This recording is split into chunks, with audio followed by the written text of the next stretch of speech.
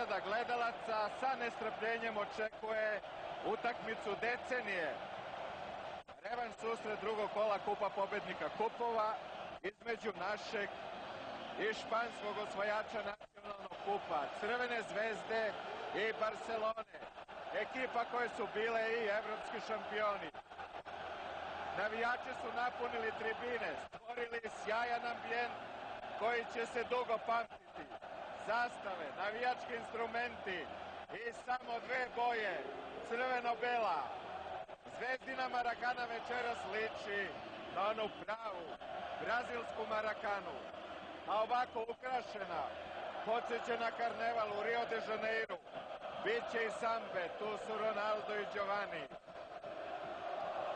Crvena zvezda je u Barceloni pre 14 dana na Nou Campu prešla jedan čudan put za 90 minuta.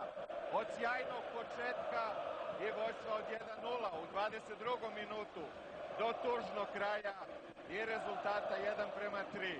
To je fudbal, to su njegovi surovi zakoni. Večeras Crvena zvezda mora da nadvisi sebe, pa šta bude? Naš tim mora da pruži svoj maksimum. Evo vidite, imaće u sebe pun stadion.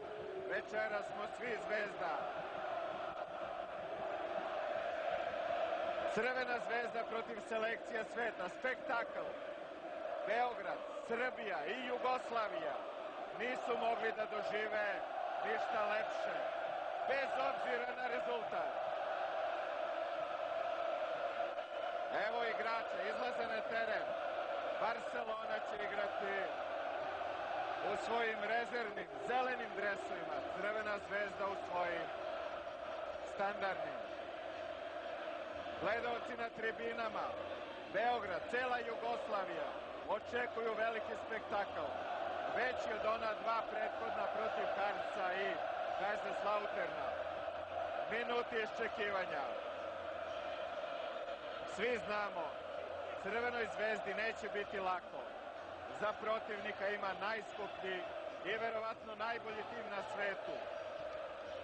Na njihove kvalitete mora se odgovoriti našim neponovljivim smislom za ovu igru, ali i srcem i mladošću.